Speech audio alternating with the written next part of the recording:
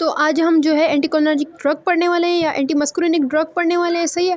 और इसे जो है पैरासिम्पैथोलिटिक भी कहते हैं। पैरासिम्पैथोलिटिक इसलिए कहते हैं क्योंकि ये जो ड्रग्स होती हैं वो पैरासिम्पैथेटिक नर्वस सिस्टम के बिल्कुल अपोजिट वर्क करती हैं। पैरासिम्पैथेटिक नर्वस सिस्टम के हमें फंक्शंस पता है कि कौन कौन से फंक्शन होते हैं, जैसे कि DIT की मोटिलिटी ज़्यादा करना, सीक्रेशन ज़्यादा करना, हार्ट रेट जो है कम करना। तो इसके बिल्कुल अपोजिट वर्क करेंगे, जैसे कि मतलब GIT मोटिलिटी कम करना या हार्ट रेट इंक्रीज करना, सीक्रेशंस कम करना। तो इस टाइप के जहाँ पे वर्क्स हम जो है कंसर्न होंगे, सही। और एंटीकोलिनर्जिक मतलब वही कोलिनर्जिक सिस्टम के बिल्कुल खिलाफ वर्क करेगी। या एंटी मस्कुलिनिक ड्रग मतलब उसकी अपोजिट वर्क करेगी, सही है। अब इसमें जो है 3 टाइप्स होते हैं, सही। एंटी मस्कुलिनिक ड्रग जो मेन ड्रग्स होती हैं, और दूसरी होती है न्यूरोमस्कुलर ब्लॉकर्स, और तीसरी होती है गैंग्लियन ब्लॉकर्स, सही है।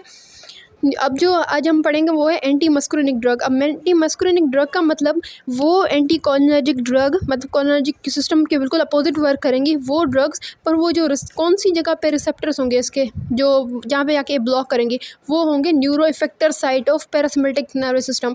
अब पैरासिम्पैथेटिक नर्वस सिस्टम के ज़ाहिर सी बात है रिसेप्टर्स होंगे। अब ये रिसेप्टर कहाँ पे होंगे? न्यूरो इफेक्टर साइट पे, सही है।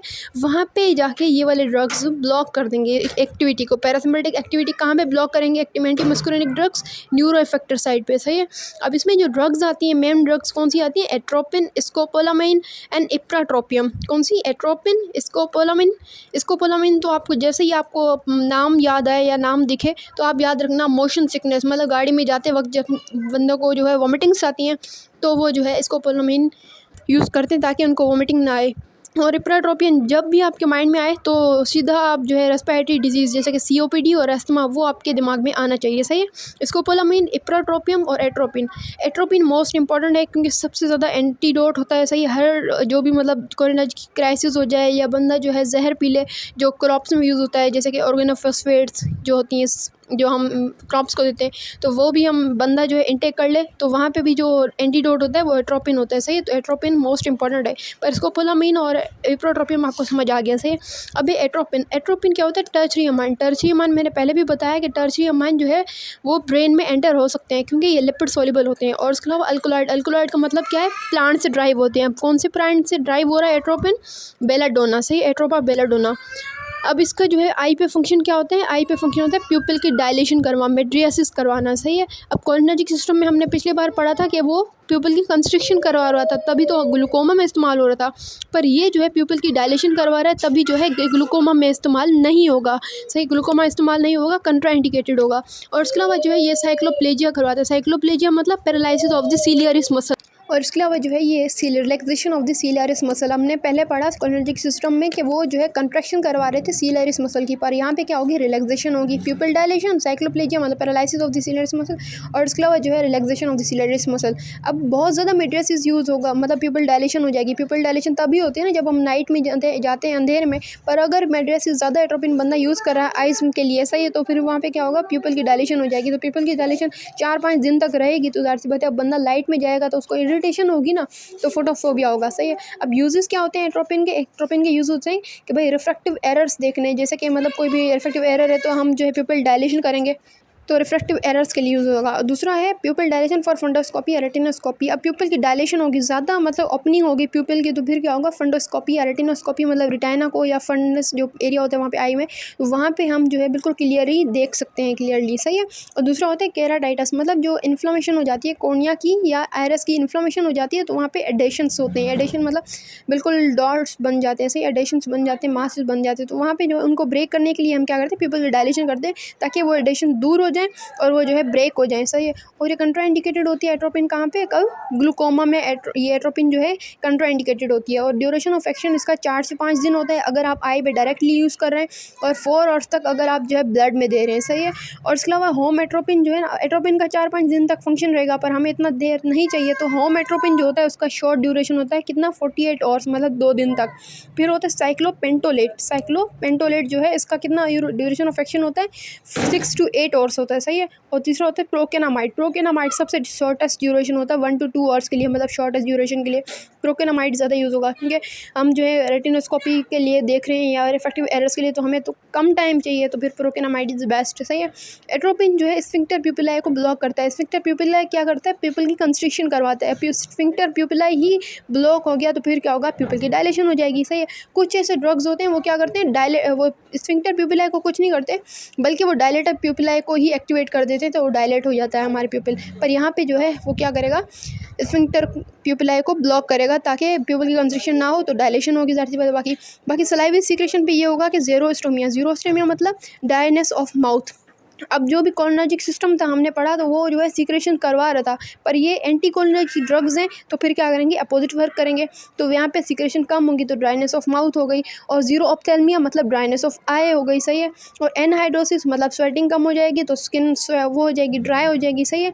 और severe cutaneous vasodilation, severe cutaneous vasodilation होगी तो फिर क्या होगा, ज़ाहिर सी बात है जो भी ब्लड है वो हमारे पेरिफेरल सर्कुलेशन में आएगा, तो फिर क्या होगा, बंदे के पास जो है वो टेम्परेचर ज़्यादा लॉस हो जाएगा। मतलब देखिए एट्रोपिन जो है सलाइवरी जो स्वेट की सीक्रेशन है वो कम कर रहा है, तो फिर स्वेट कम निकलेगा तो बंदा जो है वो हमेशा क्या रहेगा, उसका जो टेम्परेचर लॉस नहीं होगा, तो वो बंदा जो है हॉट हो जाएगा।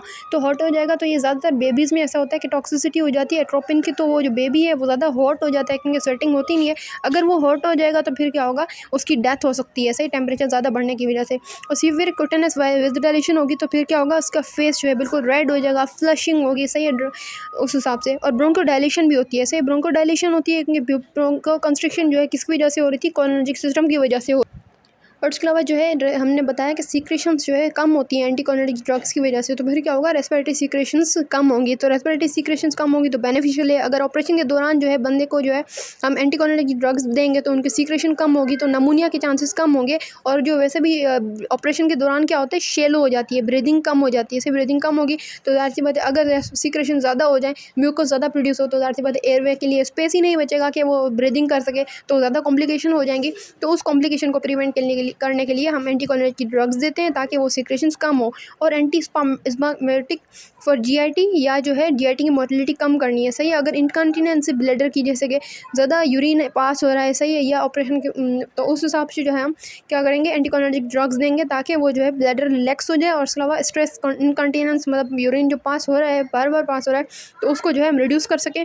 या एन्यूरेसिस है या हाइपर मोटाइल ब्लैडर है किसी का, पर इसके लिए जो बेस्ट ड्रग होती है, ज़्यादा बेहतर ड्रग होती है डायरिफेनेसिन होती है। कौन सी, डायरिफेनेसिन। और ऑक्सीब्यूटानिन भी होती है। ऑक्सीब्यूटानिन जो है ना सबसे ज़्यादा टॉलरेबल जो होती है ड्रग होती है, तो ये ज़्यादा अच्छी है।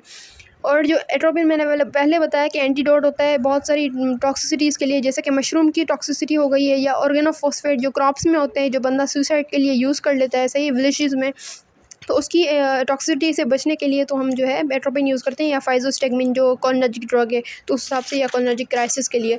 अब दूसरा होता है सीवीएस में। अब सीवीएस में क्या होता है, लोअर डोजेस में हम एट्रोपिन देंगे तो फिर क्या होगा, ब्रेडिकार्डिया होगा, हार्ट रेट डिक्रीज़ होगा। अगर हायर डोजेज़ या मॉडरेट डोजेज़ देंगे एट्रोपिन के तो फिर क्या होगा, टेकीकार्डिया प्रोड्यूस होगा। अब लोअर डोजेज़ में क्या होता है कि जो M2 रिसेप्टर होते हैं हमारे पास, पोस्ट जंक्शनल जो मेम्ब्रेन होती है वहाँ पे M2 रिसेप्टर होते हैं। M2 रिसेप्टर क्या करवाते हैं, एसिटाइलकोलिन को रिलीज़ करवाते हैं। यहाँ पे एसिटाइलकोलिन बाइंड करता है, एसिटाइलकोलिन बाइंड करेगा तो फिर क्या होगा, कोलिनर्जिक सिस्टम ज़्यादा वर्क करेगा। कोलिनर्जिक सिस्टम क्या करवाता है, ब्रेडिकार्डिया करवाता है ना, तो फिर क्या होगा कि M2 के पास बाइंड करेगा। पर ये जो M1 होता है, M1 रिसेप्टर जो प्री सिनेप्टिक मेम्ब्रेन के पास होता है, वो क्या होता है, इनहिबिटरी होता है। वो जो एसिटाइलकोलिन बाइंड कर रहा है और हार्ट रेट डिक्रीज़ कर रहा है, तो ये M1 जो है ना उसी को अपोज करेगा। वो कहेगा अब इतना ज़्यादा आप जो है ना हार्ट रेट डिक्रीज़ ना करें, तो वो अपोज करता है, सही है।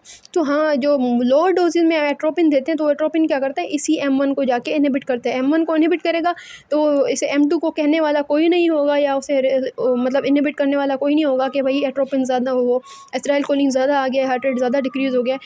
तो उस हिसाब से जो है ना लोअर डोजेज में क्या करेगा एट्रोपिन, वो ब्रेडिकार्डिया प्रोड्यूस करवाएगा। अगर मॉडरेट डोज है तो उसमें क्या होगा, टेकीकार्डिया प्रोड्यूस होगा। टेकीकार्डिया इस तरह से जो M2 है ना वही इनहिबिट कर देगा।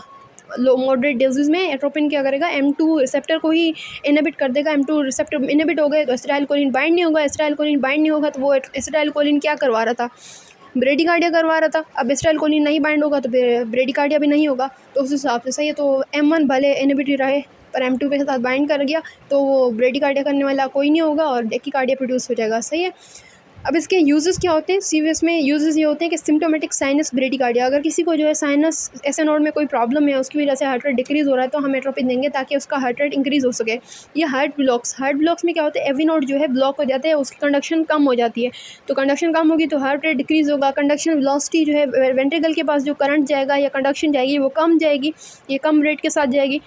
तो हार्ट ब्लॉक्स में हम यूज़ करते हैं ताकि जो एवी नोड से एसिटाइलकोलिन का फंक्शन है हार्ट रेट को डिक्रीज़ करने वाला, वो जो है वो ख़त्म हो सके। सही है, तो हार्ट ब्लॉक के लिए यूज़ होगा। और पेशेंट जिसके पास जो है पोस्टीरियर या इन्फीरियर मायोकार्डियल इन्फेक्शन होता है, तो उन पेशेंट को भी हम देते हैं, क्योंकि पोस्टीरियर या इन्फीरियर सरफेस होता है हार्ट का, उसको प्रोवाइड कौन करता है, वो जो है राइट कोरोनरी आर्टरी प्रोवाइड करती है। अब राइट कोरोनरी आर्टरी जो है वहाँ पे अगर जो है कोई भी थ्रोम्बोस प्रोड्यूस हो जाए जिसकी वजह से मायोकार्डियल इन्फेक्शन हो रहा है, सही है, वो जो है एंड पोस्टीरियर इन्फीरियर सरफेस पे भी मायोकार्डियल इन्फेक्शन करवाएगी, पर इंजरी जो है एवी नोड पे भी होगी। तो एवी नोड पे होगी तो ज़ाहिर सी बात है हार्ट रेट डिक्रीज़ हो जाएगा, तो हाँ ब्लॉक हो जाएगा एवी नोड, तो हम जो है एट्रोपिन देंगे ताकि वो जो ब्लॉकेज है या वो फंक्शन ख़त्म हो गया एवी नोड का, वो रिवाइव हो सके। सही है, और उसके अलावा यूज प्री ऑपरेटिवली या पर ऑपरेटिवली, जैसे मैंने बताया कि जो ये होता है रेस्पिरेटरी सिक्रेशंस कम करता है, या माउथ में सिक्रेशंस कम करता है, या जो है ना हम विजरास को टच करते हैं, जैसे कि हार्ट को हम टच कर रहे हैं, सही हार्ट को टच करेंगे और हार्ट जो है वर्किंग होगा, मूवमेंट कर रहा है, तो फिर ज़ाहिर सी बात है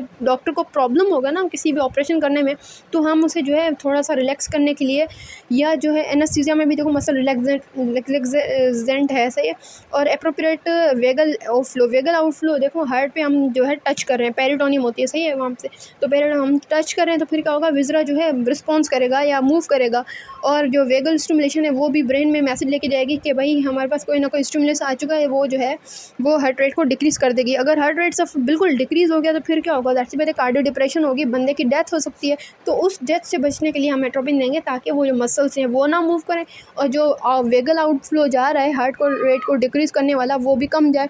और दूसरी रह गई स्कोपोलामाइन भी क्या है, टर्शियरी अमाइन है। टर्शियरी अमाइन मतलब ब्रेन में एंटर हो सकती है, और अल्कलॉइड मतलब प्लांट से ड्राइव होती है। अब इसके यूजेस बहुत आसान है, इसको मोशन सिकनेस के लिए यूज़ होगा, सही है, मोशन सिकनेस के लिए यूज़ होगा।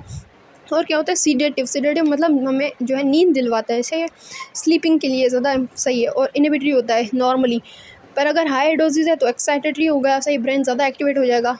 और उसके अलावा इसको जो है मॉर्फिन के साथ यूज़ करते हैं एज एनेस्थेटिक से। और दूसरा ये है कि इसका प्रॉब्लम ये है कि एंटीरोग्रेड एमनेशिया करवाता है, इसका duration of action about 3 days तक होता है। और दूसरा होता है इप्रोट्रोपियम क्या होता है, कॉटनरी कंपाउंड होता है, कॉटनरी मतलब ब्रेन में एंटर नहीं होगा। अब इसके यूजेस दो ही आप याद रखें, COPD और अस्थमा में, मतलब रेस्पिरेटरी डिजीज़ में ज़्यादा यूज़ होता है इप्रोट्रोपियम।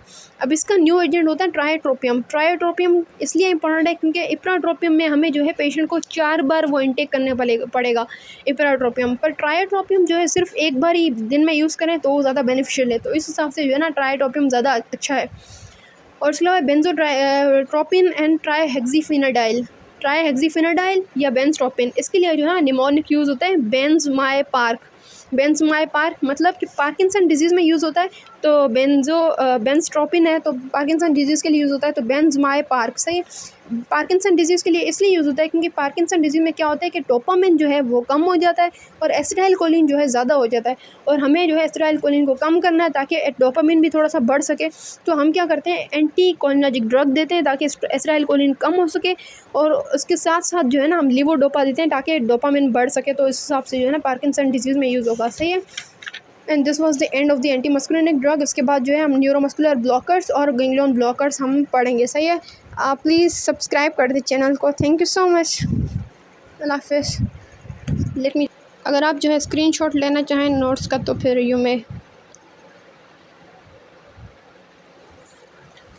ये जो है लिपिनकोट में चैप्टर नंबर 5 है पैरासिम्पेथोलेटिक, तो वहाँ से आप पढ़ेंगे तो आपको समझ आ जाएगा ईजीली।